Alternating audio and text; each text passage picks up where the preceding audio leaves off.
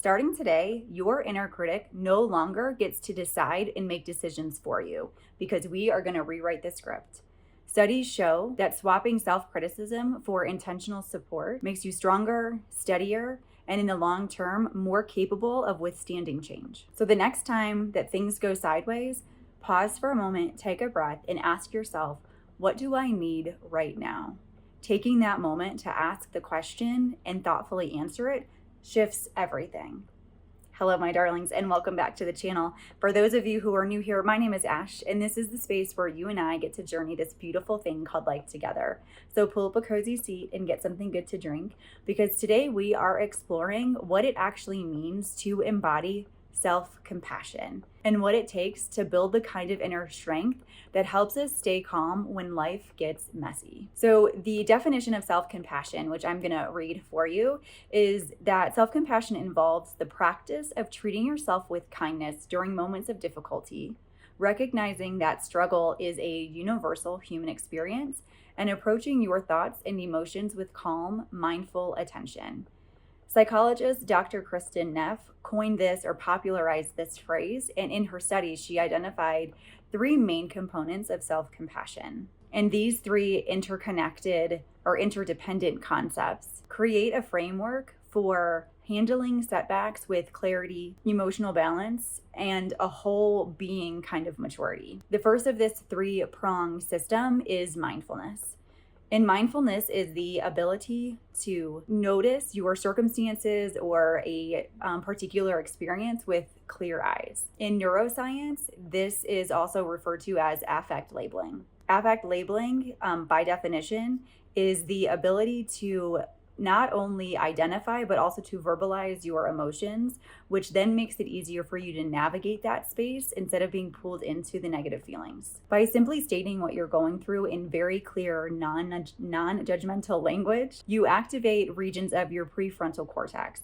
And this part of the brain is responsible for helping to restore perspective and calm. So in this way, when you name what's happening and you name the emotions that are being activated within you, it creates an anchor that stabilizes your experience in the middle of emotional upheaval and creates the space for you to respond thoughtfully and not react impulsively. The second foundational element is this idea of common humanity. And this is the recognition that emotional struggle is a universal aspect of the human experience. Truly understanding that everyone, or at least other people outside of you, feel the exact same way that you feel during some point in their life can serve as a mental remapping away from isolation and self-stigmatism. Rather than viewing your experience as this individual, no one's ever been where I have been mentality, consider it as a shared condition, as something that other people have gone through, they have survived it, and you will too.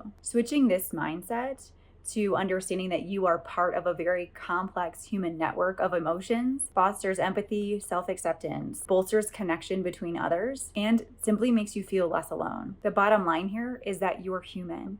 And just like many other humans on this planet, you're experiencing current moments of doubt, of frustration, of uncertainty, of hurt and overwhelm. And the final pillar is self-kindness, which is the practice of responding to personal setbacks with compassion instead of harsh self-criticism. Rather than viewing your mistakes or choices that you're not super proud of as personal failures, this is the concept of extending to yourself the same amount of love and affection, understanding and respect that you reserve for people that you truly admire. Studies in self-compassion show that replacing shame with encouragement not only strengthens emotional stability, but also boosts personal growth and long-term fulfillment. At its core, self-compassion is a foundational psychological skill. It's something that you learn, not something that you're born with. And when you fully understand what self-compassion is and how to embody it, it strengthens you rather than softening you or making you weak.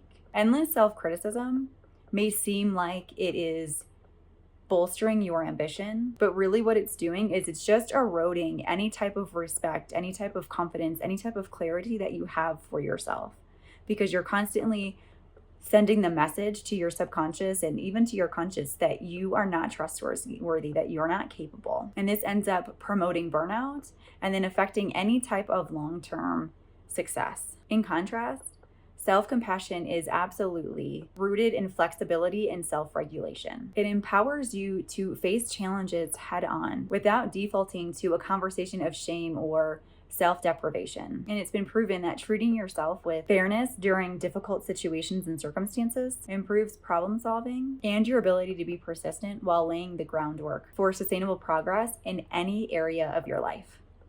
I call that a win. Integrating micro practices of self-compassion into high-stress routines prevents burnout and enhances recovery without sacrificing your energy or really very much of your time. And these practices begin with small, intentional choices. Anything from pausing to take a breather before responding or reacting in frustration, making rest intentional instead of some type of reward that you have to work towards, setting aside time to do something simply for the fun of it, or taking a moment to write notes of gratitude, like little thank you notes for things that your past self has already accomplished, or things that you're really proud of that you did. These simple little things that you can do will retrain your brain and your nervous system to respond to life instead of just reacting to it. Here's one thing I want to leave with you this week.